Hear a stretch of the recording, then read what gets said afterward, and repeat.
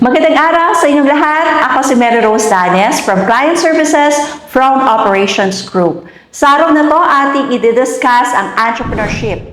Ano nga ba ang entrepreneurship? Ito ay ang konsepto ng pagtatayo ng negosyo na may pag-asam na ikaw ay kikita.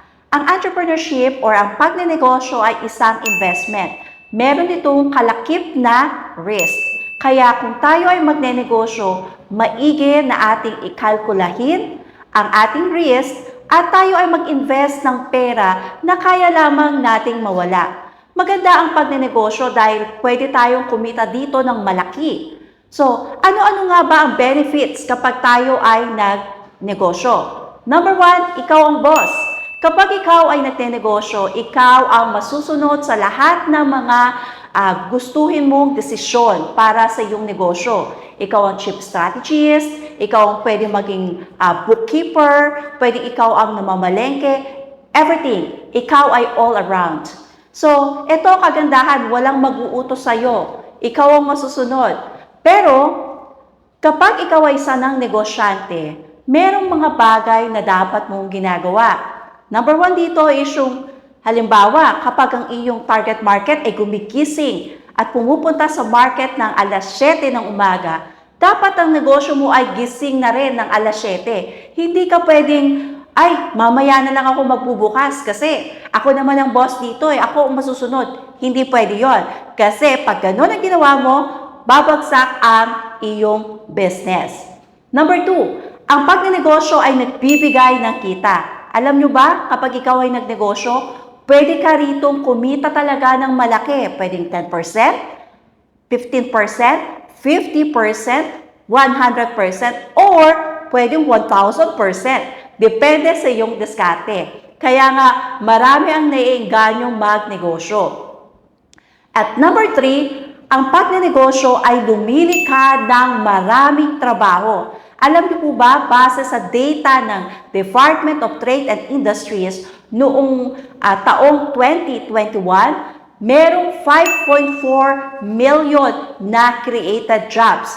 At itong mga jobs na to ay 2.7 ay nanggaling sa mga micro-enterprises. So, ibig sabihin, almost 50% ng mga created jobs ay galing sa mga maliliit na negosyo. Kaya ini-encourage ko kayo na kapag kayo po ay nagnegosyo, ayusin nyo to dahil makakatulong kayo sa inyong community para makakreate ng mga jobs para sa inyong mga kababayan.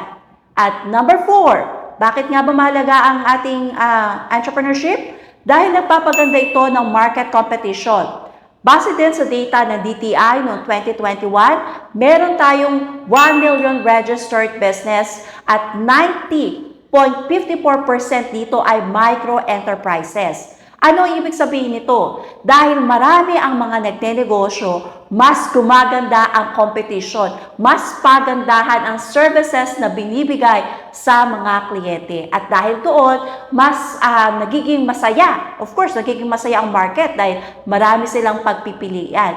Hindi kagaya noon na malalaking negosyo lamang ang nakakapagpa-deliver ng mga services, ng mga products sa mga market. At number 6, ito ay nagpapakilala ng bagong technology. Dahil nga tumarami ang mga micro-enterprises. Kung noon, kapag tayo ay namimili, saan lang tayo namimili? Sa mga tindahan, pumupunta tayo sa palengke, pumupunta tayo sa malls.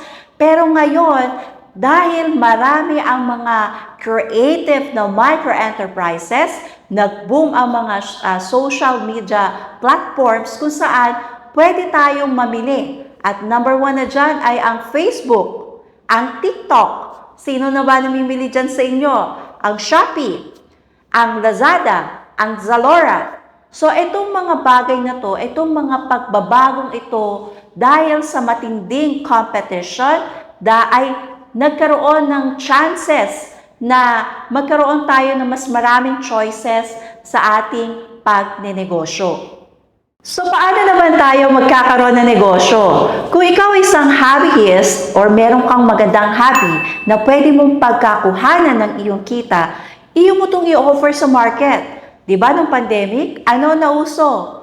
Meron tayong mga plantito-plantita. So kung ikaw ay may green thumb, pwede mong ibenta yung iba mong mga plants para sa ganon, meron kang extra income para sa iyong sarili o para sa iyong pamilya.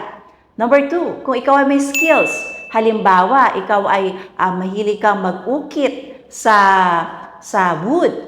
So, pwede mong i-offer itong iyong skills na to para ikaw ay mag-open up ng iyong negosyo. So, paano mo to gagawin?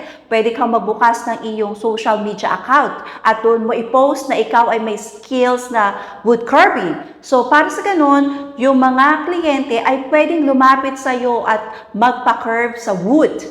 Number 3, halimbawa kung merong special recipe or skills ang iyong pamilya na pwede mo i-offer, na ito ay minana mo pa sa kanininuan mo. Halimbawa kung kayo ay magaling gumawa ng puto, di ba? At talagang kada piyesta, talagang dinarayo yung piyestahan sa inyo at yung puto ng iyong ninuno dahil masarap. So, pwede mo itong i-offer. Magpaturo ka sa DTI or sa DOST kung paano mas magiging maganda ang recipe ng iyong puto. At para sa ganun, pwede mo rin itong i-offer sa inyong community. Again, napakaganda kung ikaw ay gagamit ng social media para ito ay maipalaganap mo sa karatik bayan or sa inyong community na ikaw ay nagtitinda na ng napakasarap na puto.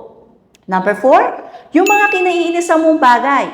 Okay. Alam niyo po ba yung Ferrari? O di ba lahat naman tayo nakakakita nitong Ferrari car na to at talagang namamangha sa kagandahan nito. Alam niyo po ba na ang second hand na Ferrari car ay nagkakahalaga lamang na 17 million? Wow, ang saya nito, no? Okay, alam niyo po ba noong panahon, merong isang mama na ang pangalan niya po ay Ferruccio Lamborghini na bumili ng Ferrari car dahil ito yung kanyang reward sa sarili niya dahil siya isang mabuting farmer, tapos nagagawa siya ng mga traktor. So as a reward, binigyan niya ang sarili niya ng Ferrari car. Pero alam niyo po ba, pagdaan ng panahon, hindi siya nakontento dahil parang marami siya nakikitang pagkakamali nito. Dahil again, familiar si Ferruccio Lamborghini sa machine.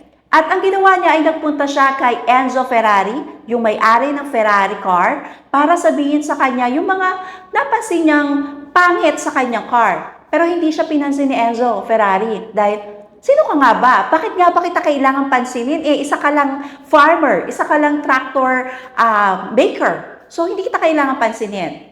So dahil dito, nainis si Ferruccio Lamborghini, kaya gumawa siya ng sarili niyang sasakyan. At ito ay ang Lamborghini. So ito ang kakompetensya ngayon ng Ferrari sa mga mamahaling sasakyan. So yung mga bagay na kinaiinisan natin sa ating buhay or sa ating kapaligiran, pwede natin itong gawing negosyo at pagkakitaan. So ngayon, pwede na kayong mag-ikot-ikot dyan sa lugar ninyo. Ano nga ba yung mga kinaiinisan ng mga kapitbahay ninyo or kinaiinisan ninyo na pwede ninyong gawing negosyo. Number 5, na pwede pa ninyong pagkunan ng inyong pagnenegosyo ay ang trend sa inyong community. Pag ikaw ay isang business owner o gusto mo maging negosyante, napakalaga na isa kang marites, di ba? Marites na talagang magtatanong ka, mag-uusisa ka, ano ba yung trend sa inyong community? Kasi makakakuha ka doon ng mga business ideas na pwede mong pagkakitaan. So ngayon, kapag ikaw ay lumabas, iyong mong talasan ng iyong mata at ikaw ay mag-observe sa mga tao sa paligid mo. Ano nga ba ang trend sa inyo? Baka naman marami dyan ang may K-pop members. So pwede kang mag-open up ng store na nag-o-offer ng K-pop merchandise. Or kung sa inyo ay maraming working students, ano ba yung pwede mong ibigay sa kanilang services? O di ba? Pwede kang magtayo ng computer shop kung may ganon. Or kung marami sa inyo, malapit kayo sa sa LGUs, baka pwede kayong magtayo ng mga photo machines, photocopier machines, di ba? Ito ay patok na patok sa mga malalapit sa LGUs. So yung mga bagay na yon, yung mga trend na yon, atin silang i-observe dahil pwede natin silang pagkakitaan. Kung merong mga taong gustong magnegosyo, meron din namang taong ayaw magnegosyo. Bakit nga kaya? Alam niyo, ang number one is ang takot. Natatakot sila na baka malugi sila. Of course, bilang isang investment ang negosyo, may risk ka talaga to. Kaya nga, kagaya ng sinabi ko sa inyo, kapag tayo ay magnenegosyo, kailangan natin i-calculate yung risk natin at tayo ay mag-invest lamang ng kaya nating mawala. And yung iba kaya rin natatakot dahil, nakakahiya naman kasi baka mamaya ako ay pagtawanan ng aking kapitbahay or baka mamaya makita nila akong hindi kaaya-aya yung itsura ko. So, natatakot ka, nahihiya ka sa iyong magiging itsura. Pwes, huwag ganun ang mindset kasi lahat ng start ng negosyo ay nag-uumpisa or meron ding takot silang naramdaman. At ito ay normal sa isang tao. Number 2, bakit tayo magnegosyo? Dahil kulang sa puhunan.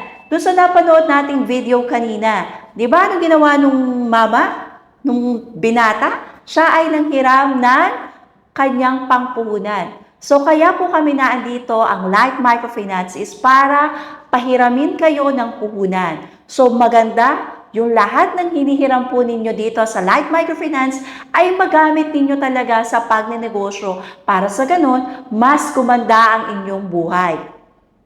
Number 3, hindi alam kung ano ang papasuking negosyo. O diba kanina, akin nang na-mention, paano nga ba tayo makakapagtayo ng ating negosyo? So inyong balikan yung aking sinabing yun, yung 5 paraan paano tayo magkakanegosyo. Para sa ganun, magkaroon tayo ng ideya kung ano nga ba yung mga negosyo na pwede nating pasukin at atin itong isulat.